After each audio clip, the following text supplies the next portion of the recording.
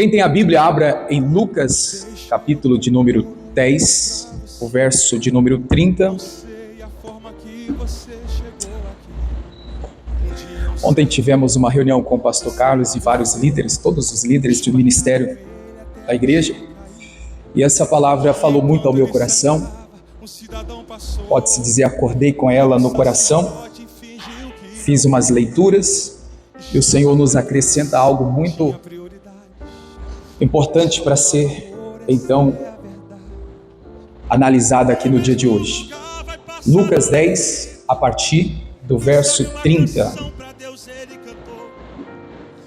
Contrário? Vamos ler? Diz assim: E respondendo Jesus, disse: Descia um homem de Jerusalém para Jericó, e caiu nas mãos dos salteadores, os quais os despojaram e, espancando-o, se retiraram, deixando-o meio morto.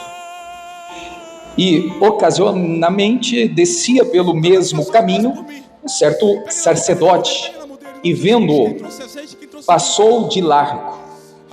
E, de igual modo, também um levita, chegando àquele lugar, e vendo-o, passou de largo.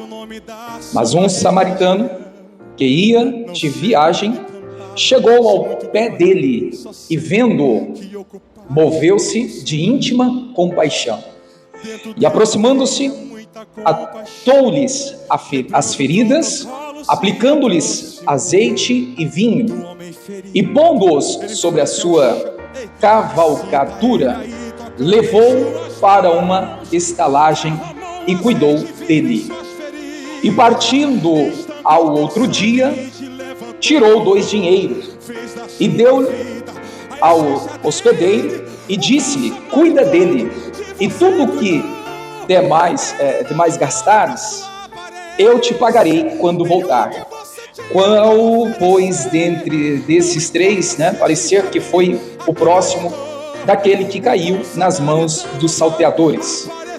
E ele disse o que usou de misericórdia para com ele. Disse, pois, Jesus: Vai e faze da mesma maneira.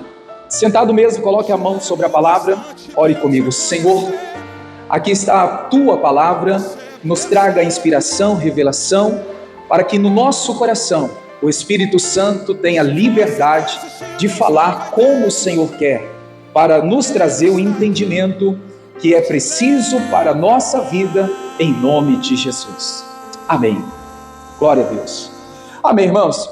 Nós vamos aqui falar, se você puder marcar, eu creio que vai ser de muita importância, até porque são vários detalhes aqui que eu quero compartilhar com vocês, e certamente vai trazer um despertamento para que a gente possa refletir grandiosamente. Eu quero começar dizendo assim: não seja indiferente. Você sabe qual é o significado da palavra indiferente? É aquela pessoa que ela não tem interesse nenhum. É aquela pessoa que não demonstra nem bondade e nem maldade. É aquela pessoa que, irmãos, ela fica em cima do muro. Ela sabe o que deve fazer, mas não faz. Ela sabe que deve ter uma atitude, mas não tem. Ela tem que fazer algo para mudar a sua vida, mas ela não faz. Ela precisa fazer algo para mudar o seu casamento, mas ela não faz. Então, começa por aqui. A gente vai aqui apontar o que aconteceu com esses 3. A gente vê aqui quais são os 3: o sacerdote, levita e o samaritano. Mas antes de chegar a esses 3 aqui, eu quero aproveitar a leitura que fizemos. O texto é rico de informação, de inspiração, e que a gente possa, irmãos, dessa parábola do bom samaritano, trazer lições para a nossa vida, para ser aplicada.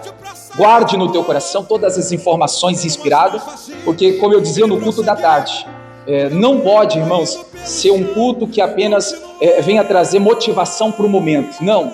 Essa palavra, como qualquer outra inspirada, ela tem que funcionar todos os dias da nossa vida, porque a palavra de Deus, ela é viva e ela é eficaz. Ela tem que estar ardendo dentro do nosso coração para a glória de Deus. Amém? Então vamos por parte. Verso 30, eu quero começar aqui.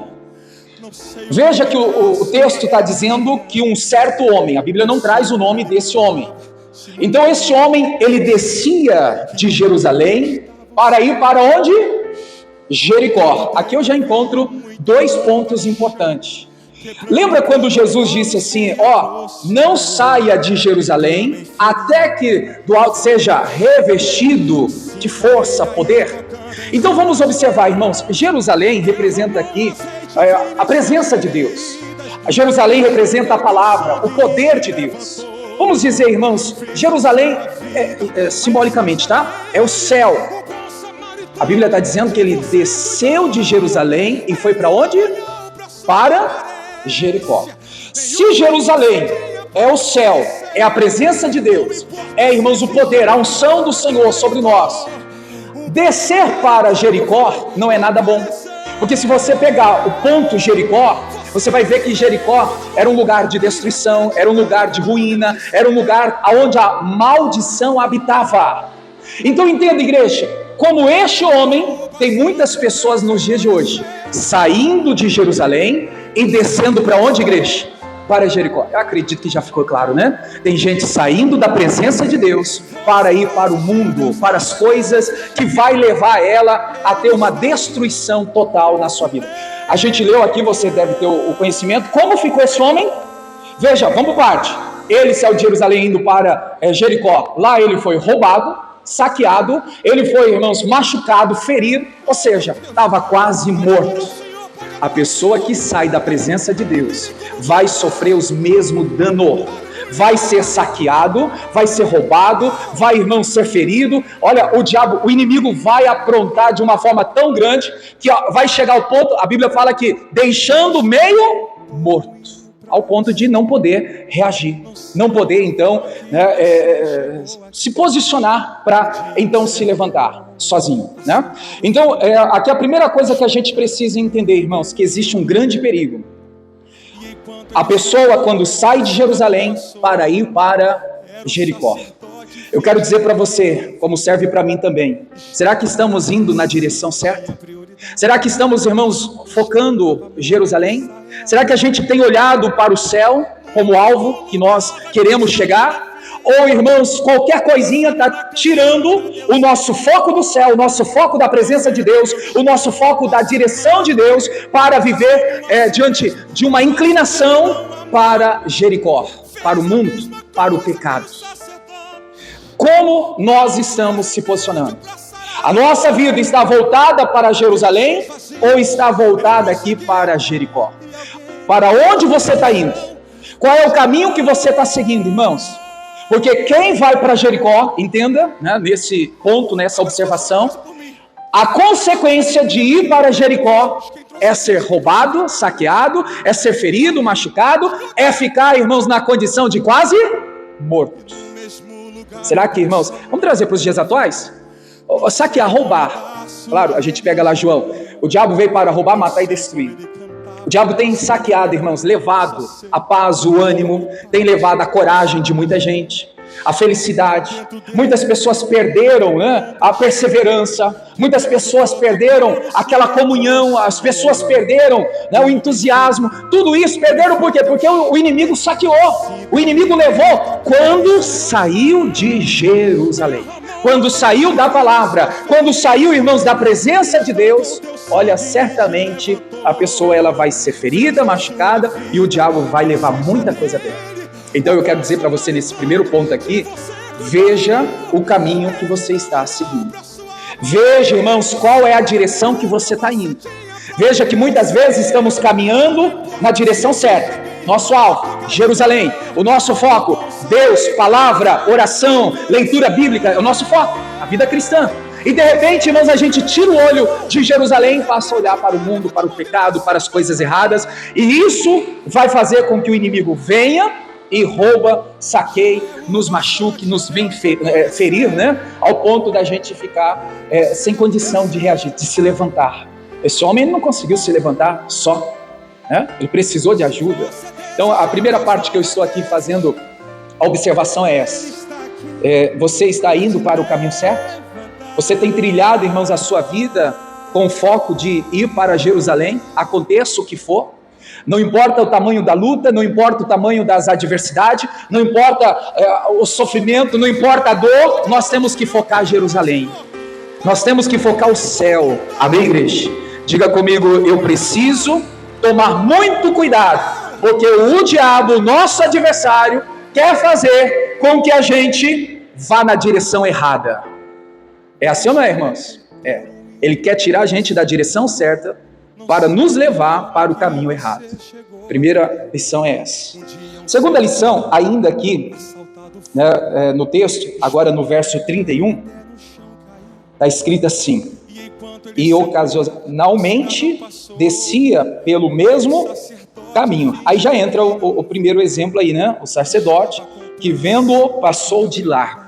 Antes de falar do sacerdote, vamos falar aqui, irmãos, do caminho. Pode ver que na tela aí, na sua Bíblia, está o caminho.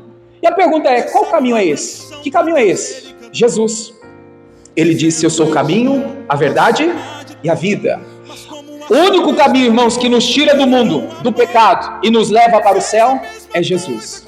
Não existe outro caminho, outra alternativa que vai levar uma pessoa para o céu. Não tem.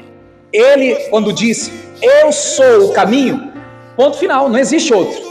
Não tem uma outra alternativa, eu vou encontrar um outro caminho. Falando de caminho, me lembra aqui agora do que Salomão escreve em Provérbios: há caminhos que parecem ser bom, mas o fim, morte, destruição. Então, haverá caminhos que parecem ser bom. Há caminhos que parecem, olha, é tudo que eu preciso, é tudo que eu quero, é tudo que vai me ajudar. Mas esse caminho vai te levar para onde? Para morte, destruição, para uma vida toda destruída. Então fica no caminho. O caminho que é o único, o caminho que é Jesus, né? Jesus é o caminho, e cabe a nós, irmãos, tomarmos a decisão em qual caminho nós vamos trilhar. Se é o caminho, né, que vai nos levar para Jerusalém, ou o caminho que vai nos levar para onde? Para Jericó. Caminho de Deus, quando a gente segue, irmãos, Jesus faz uma comparação dizendo que o caminho é largo, tem um caminho largo e tem um caminho estreito. Veja que o caminho largo é o que leva a pessoa para onde? Para a perdição, para a destruição. O caminho da aceitação, tudo pode. Você pode beber, fumar, se prostituir, você pode andar na mentira, tudo pode, é o caminho largo. Agora o caminho estreito é renúncia. O caminho estreito, irmãos, é você abrir mão de tudo aquilo que vai fazer você desviar desse caminho, né, da salvação. Então, nós temos que, por mais que apertado seja, por mais que difícil seja, por mais que não é como nós esperávamos, é o caminho, o único caminho que vai nos levar para o céu. Amém? Glória a Deus. Entenderam aqui essa referência, né? Quando eu li ontem, passou os meus olhos, o caminho, como também Jericó e também aí Jerusalém. Agora entra então o primeiro, né, dos três. Aqui também a Bíblia não traz o nome a ele, mas dá o nome de sacerdote. Quem é o sacerdote? Esse sacerdote, irmãos, representa nos dias atuais os religiosos. Eu quero abrir a Bíblia com você em Marcos capítulo 7, do verso 7 ao 9. Aqui nós temos a definição do que é ser religioso. O que é religiosidade? Marcos 7, a partir do verso 7 também. Marcos 7, 7. Jesus, ele já está dizendo no início, em vão. Ou seja, igreja, tudo que foi feito ali foi em vão, para nada serviu. Amém, igreja? O que é ser religioso? Você sabe? Antes da gente dar sequência aqui na leitura, o que é ser religioso? Ser religioso, irmãos, é viver na doutrina criada pelos homens. Estava dizendo hoje à tarde. A Igreja da Graça tem doutrina? Sim ou não? Tem. Palavra de Deus, Bíblia Sagrada, é a doutrina nossa. Agora, muitas são as pessoas que infelizmente acabam, irmãos, né, seguindo doutrinas criadas para o homem. Aí ela acaba sendo o quê? Religiosa, né? Veja que a nossa igreja, irmãos, a doutrina é a palavra. A palavra que nos coloca no trilho, a palavra que nos alinha, a palavra que nos aponta, nos dá uma direção, né? A doutrina, porque uma vez queriam questionar, a Igreja da Graça não tem doutrina. Tem sim. A doutrina que seguimos é a palavra de Deus, é a Bíblia Sagrada. Amém? Então, aqui voltando aqui para a explicação, o que é ser religioso? É seguir, irmãos, é seguir doutrinas criadas por homens. E você vai ver que Jesus reprova isso. Está aqui na leitura, versículo 7. Em vão, porém, me honraram, ensinando doutrinas que são mandamentos de homens. Por trás aqui, Jesus está falando que isso aí é religiosidade. 8. Porque, deixando o mandamento de Deus, retendes a tradição dos homens, como o lavar do jarro e dos copos, e fazei muitas outras coisas semelhantes a esta. 9.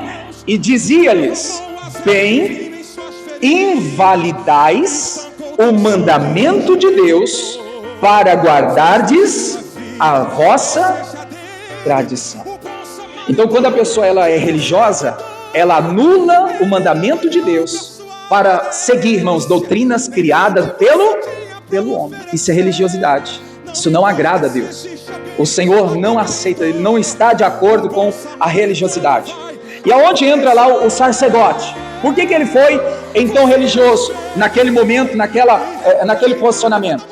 A Bíblia nos ensina, irmãos, que nós devemos ajudar o próximo.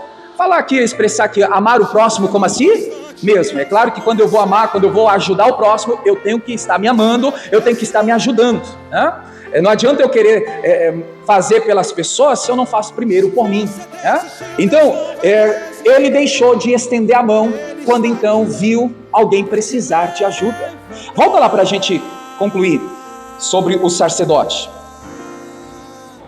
Lucas 10, sempre o texto base aí, Lucas 10, versículo 31, né? Certo sacerdote, vendo quem? Aquele homem ferido, aquele homem que tinha sido saqueado, aquele homem que estava quase morto, vendo o sacerdote, aquela pessoa, irmãos, lá na ruína, lá no chão, o que ele fez? Ele passou do outro lado. Muda a tradução, por favor. Olha essa tradução. Passou no lado da estrada, lá de longe. É aquilo que eu falei no início, irmãos, indiferença. Não tem interesse de ajudar. Não demonstra ali, o que eu posso fazer por você? Veja que ele viu, mas ignorou. Viu, mas deixou ali passando até longe. Esse tipo de atitude, irmãos, o Senhor não aceita. Ele não está dentro do padrão ou do princípio de Deus. A gente precisa estender a mão, ajudar o próximo. Fazer com que a palavra do Senhor, irmãos, ela chegue não só por palavras, mas por atitude. As nossas atitudes, elas vão falar mais do que a gente ficar aqui falando 1 hora, 2 horas. A gente agindo vai fazer a diferença na vida das pessoas. Então esse homem, esse sacerdote, claramente, o que eu vou dizer aqui é com base ao texto, ao contexto, o que se refere aqui a essa parábola.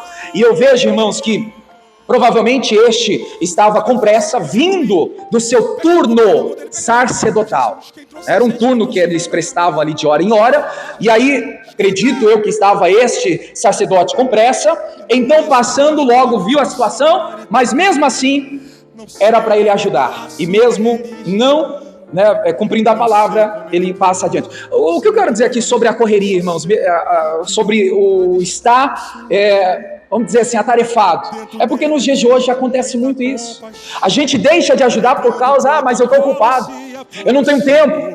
Hoje eu li uma frase, irmãos, tempo, a gente tem que criar, a gente tem que ajustar, a gente tem que fazer o tempo acontecer. Porque se a gente falar, eu não tenho tempo, a gente não vai ter tempo para Deus, a gente não vai ter tempo para a família, a gente não vai ter tempo para vir na igreja, a gente não vai ter tempo, porque a correria, os afazeres têm aumentado, têm crescido e têm tomado o nosso tempo. Então a gente tem que organizar o nosso tempo. Então tempo se faz, tempo tem que ser alinhado, tem que ser criado. Não, eu tenho que parar aqui tudo aqui, organizar um tempo para estar fazendo o que eu preciso fazer. Amém, igreja? Então ele estava na correria, vindo do turno sacerdotal e com pressa, e aí ele deixou de fazer. A pressa vai impedir de você fazer muita coisa que Deus quer que você faça. Será que isso já não tem acontecido? tanta coisa que Deus pediu para você fazer, tanta coisa que Deus já te orientou a fazer, mas você não tem tempo, você está com pressa, está sempre atarefado, está sempre na correria. É como estava esse sacerdote. E vendo assim no geral, a gente vê que quando Jesus termina lá a parábola, ele está dizendo, né, a comparação dos três, eu vejo que este então foi reprovado, né? Esse foi, irmãos, reprovado pelo Senhor. Então nós precisamos abrir muito os nossos olhos para não ser religiosos. Eu sei que eu tenho que ajudar, mas eu não ajudo. Religiosidade.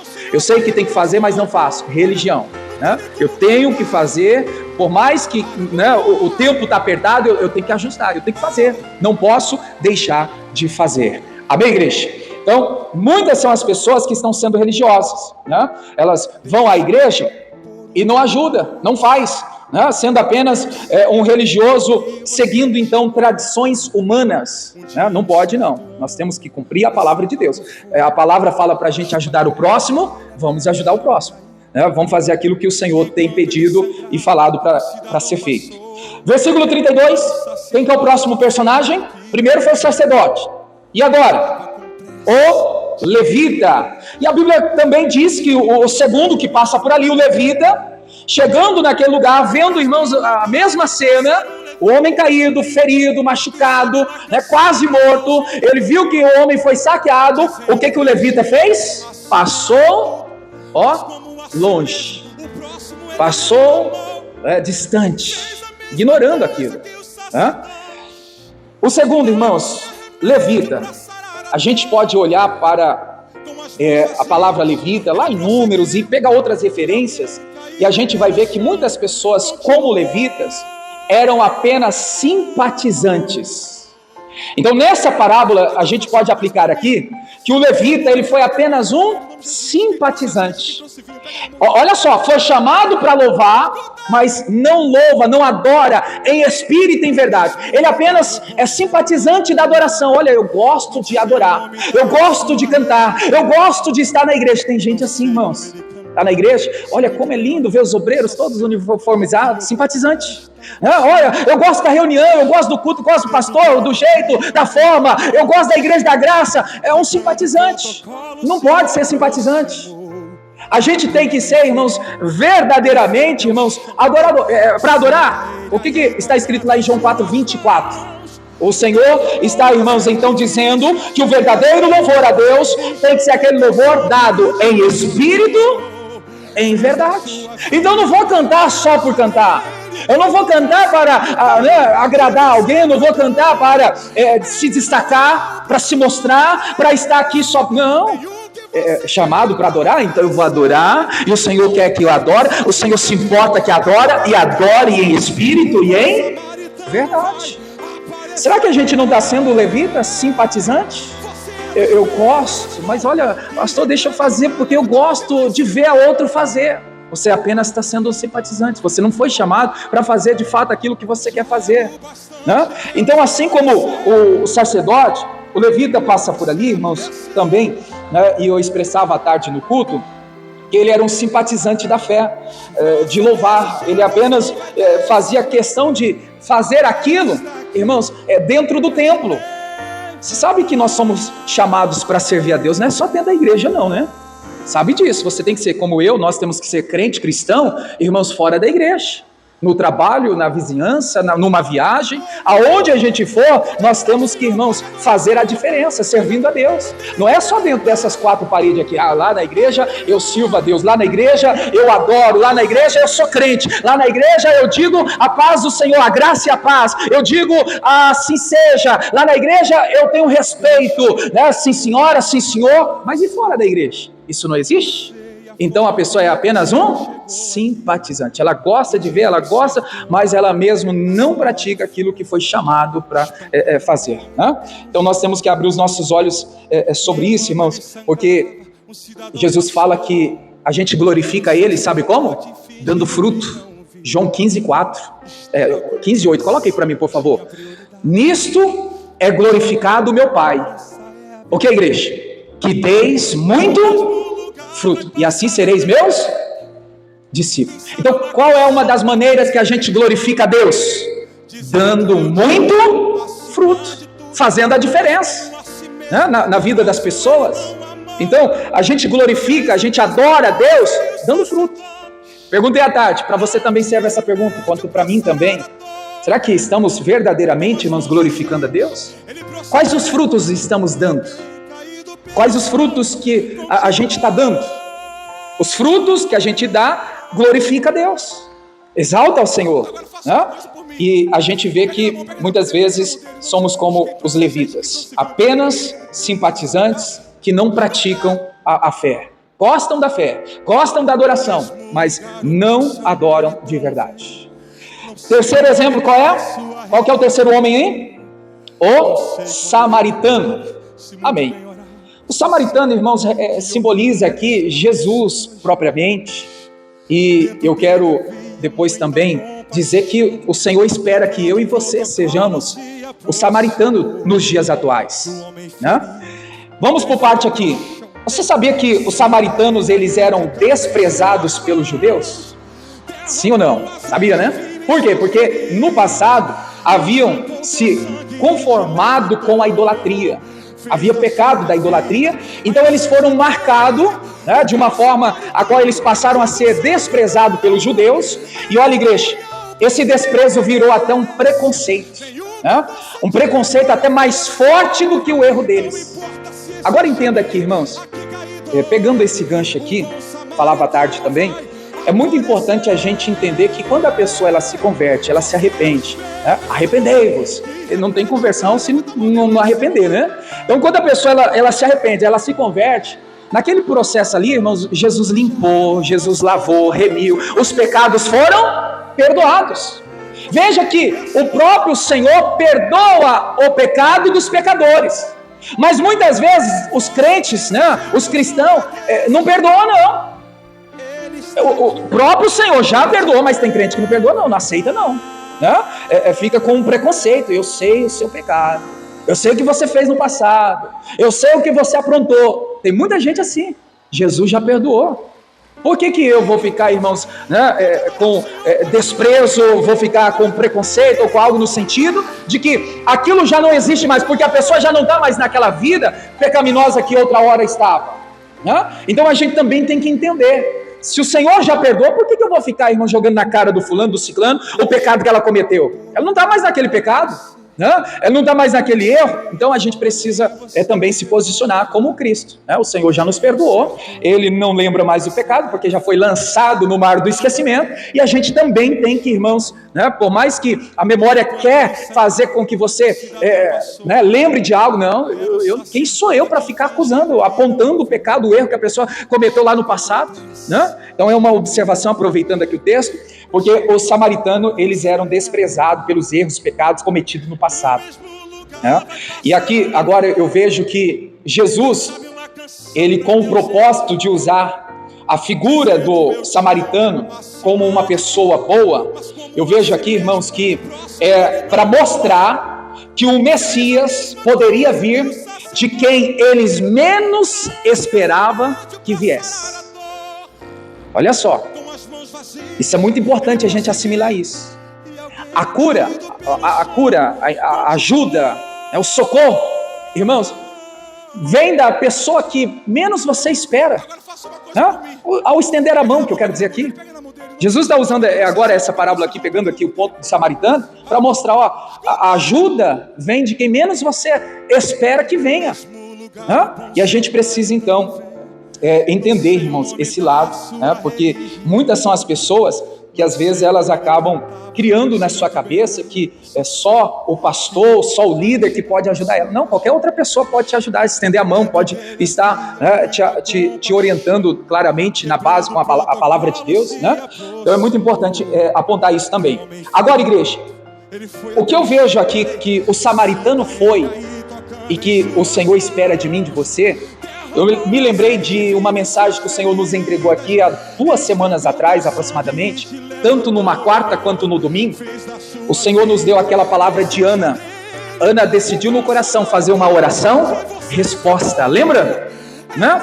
Para ser bênção na vida de outras pessoas, para ser resposta para aquela nação. A Ana então fala para Deus: Senhor, eu quero ser resposta para essa nação, né? E aqui eu vejo, irmãos, que apesar de tempos diferentes, apesar de lugares diferentes, eu vejo que esse samaritano também está sendo resposta na vida daquela pessoa, daquele homem que está apedrejado, que está saqueado, que está quase morto, que está, irmãos, né, todo ferido. Vamos assumir essa palavra, irmãos. Você é resposta de Deus para a sua família. Você é resposta de Deus para o seu casamento. Você é bênção de Deus para esta nação, para esta igreja, para as pessoas que estão à sua volta. Nós precisamos assumir o nosso papel. Muitas são as pessoas que ainda não assumiram a sua posição. A Bíblia diz, irmãos, levantando contra ti o espírito governador, o mal contra a sua vida, não deixe seu lugar. Qual que é o nosso lugar? Na palavra de Deus. O nosso lugar de cristão, de servo, de filho de Deus. Não saia da posição que Deus te colocou. Olha o que a Bíblia diz em 1 Pedro 2,9. Ainda levanta aí para esse ponto aqui. Mas vós sois, o que é a igreja? A geração eleita, o sacerdócio real, a nação santa, o povo adquirido para que anuncieis a virtude daquele que vos chamou. E olha só, chamou de onde? Das trevas para a sua maravilhosa luz. Qual que é a nossa posição, irmãos? De viver na luz, na palavra. Veja que o Senhor nos tirou das trevas para fazer diferença, para brilhar na vida de outras pessoas, para ser bênção, irmãos, na vida dos seus amigos, na vida dos seus colegas de trabalho, na escola. Você tem que fazer a diferença. Você não pode ser igual qualquer um deles que estão ali voltado para o mundo, não. Olha outra passagem aqui, 2 Coríntios 5:20. 2 Coríntios 5:20. De sorte que somos o quê? Embaixador fiel da parte de Cristo. Amém. Vamos pegar essa parte aqui. Você sabe o que é embaixador, né? É representante. Diga comigo: eu sou um representante de Cristo aqui na terra. Irmãos, o meu papel, o seu papel é representar o Senhor como embaixador fiel, como pessoa que vai, irmãos, estender a mão àquele que está precisando, ajudar, irmãos, aquele que está no chão, irmãos, fazer alguma coisa para que aquela pessoa ela possa dar a volta por cima. Nós precisamos, irmãos, ter sensibilidade no coração para que quando a gente perceber, opa, o fulano está precisando de ajuda, eu vou ajudar. O ciclano aqui está precisando de estender a mão, eu vou estender a mão. Somos embaixador. O Senhor já nos fez. Veja que não dá a condição de que se você quer ser, não, já somos embaixador da parte de Cristo. Eu vejo como uma chamada que o Senhor já nos entregou, já está em nós. Amém, igreja? Diga mais uma vez, vibrando, igreja, diga: eu sou o representante de Deus aqui na terra. Então ajude, estenda a mão. Irmãos, anuncie a palavra, o ID, as boas novas, o evangelho. Olha, nós precisamos interceder, orar, nós precisamos ser bênção na vida das pessoas que estão caídas, aonde o inimigo tem saqueado, roubado. Precisamos ser esse embaixador fiel. Então, assuma o propósito que Deus colocou em sua vida. Diga para a pessoa que está ao seu lado, diga assim: você é a resposta de vidas. Sabe o que isso significa, irmãos? Tem pessoas, elas vão precisar de você. Claramente que através de você, Deus vai fazer a obra na vida dela. Você é, irmãos, essa pessoa que Deus confiou. Você é essa pessoa que o Senhor te escolheu para representar o céu, para fazer a diferença, para resgatar vidas. Amém, igreja? Então, não fuja dessa missão que Deus te deu. Você é o embaixador fiel para salvar a sua família, aquelas pessoas que estão à sua volta. Precisa ser fiel. Outra coisa aqui, igreja, aproveitando o texto, falamos aí dos 3. Quais são os 3 mesmo? Quem são eles? Sacerdote, levita e samaritano. 34, versículo 34. E aproximando-se, ainda falando aí, do samaritano, aproximando-se, atou-lhe as feridas, aplicando-lhe azeite e vinho, e pondo-o sobre a sua cavalgadura, e levou para uma estalagem, e cuidou deles. Como eu disse, irmãos, olha um versículo rico de inspiração aqui, ó. Vamos aqui pegar o ponto primeiro aqui, azeite e vinho. O que significa isso? Simbolicamente, representa comunhão e unção. Para resgatar alguém, irmãos, nós precisamos ter comunhão com Deus e temos que ter a unção do Espírito Santo na nossa vida, né? Para poder resgatar alguém, para poder ajudar alguém. E aqui eu vejo, irmãos, figuramente falando, né? Ele tem o que nas mãos? O que? Azeite e vinho. Porque tem gente que fala assim, mas eu não tenho recurso para resgatar alguém. Eu não tenho, né, recurso para ajudar. Irmãos, Deus vai te usar com aquilo que você tem nas suas mãos. O que ele tinha era azeite e vinho, né? O que ele tinha na mão foi o recurso que Deus usou para ele resgatar aquele homem, ajudar aquele homem. Então não fique procurando, olha, quando eu tiver, quando for me dado, quando... Não, irmãos, talvez isso nunca aconteça. Se posicione, o que eu tenho. O Pedro e João disse certa vez, né? Não tenho ouro nem prata, mas o que tem eu te dou. Nós temos a presença de Deus na nossa vida. Temos tudo, né? Para ajudar aquela pessoa que está caída. Amém, igreja? Olha só, versículo 34 ainda. Diz assim, após aí eu pontuar, né, o azeite e o vinho. Pondo sobre a sua cavalgura, né, cavalos da época, era o carro nos dias de hoje. Ele levou para onde, igreja? Estalagem. Para quê? Para que lá o cuidado fosse mais, vamos dizer assim, atencioso. Agora eu vejo essa estalagem aqui com um símbolo também. Existe uma simbologia aqui. Não sei se a sua tradição tem, mas a minha aqui é hospedaria. Hospedaria, estalagem. Aí, mudou a tradição. Hospedaria. Representa nos dias de hoje igreja. Igreja. Vamos pegar aqui, irmãos. Com o azeite e com o suco, ele deu o socorro dos primeiros socorros, né? A primeira ajuda, o que ele pode fazer, ele fez. Trazer para os dias de hoje. Orar, interceder, aconselhar, falar só, lá na igreja tem um pastor, lá na igreja tem um obreiro, lá na igreja tem alguém que pode te ajudar. É os primeiros socorros. Aí, irmãos, dados os primeiros socorros, você, eu, nós devemos encaminhar aquela pessoa à igreja, para uma estalagem, para uma hospedaria, para que os cuidados sejam maiores. Veja que, irmãos, muitas pessoas, elas começam assim, é claro que nem todos mas eu já vi muita gente dizer, pastor, eu vim para a igreja, né, a convite de um vizinho, de um amigo de trabalho, que me indicou a igreja, que me fez o convite para vir à igreja, e ali aquilo já me ajudou bastante, agora eu estou aqui na igreja, aceitei Jesus, me converti e salvo estou. Ou seja, foi sarado, curado as feridas que estavam abertas. Agora, irmãos, uma pergunta que o Senhor faz para mim e para você. Será que a gente tem trazido à igreja as pessoas feridas? Será que a gente está trazendo para a igreja as pessoas que Satanás está, irmãos, saqueando, roubando? Será que a gente está trazendo para a igreja, irmãos, as pessoas que estão quase morrendo? Porque a condição daquele homem era quase morto, era saqueado, era de muita dor, enfermidade, aquela ferida que estava aberta. Veja que este samaritano, ele leva para ser tratado da melhor forma possível, ele leva, irmãos, a hospedaria, né? Ele leva a um lugar que simbolicamente, para os dias de hoje, é a igreja. Ah, pastor, mas eu já convidei. Tem tantas outras pessoas para você chamar também. Tem tantas pessoas que Deus já coloca no teu caminho, irmãos, para você convidar ela para vir. Mas você vê a dor, você vê, né, aquela pessoa foi saqueada. Ah, não, isso é normal, e é porque tinha que acontecer mesmo. Não, você não está sendo samaritano.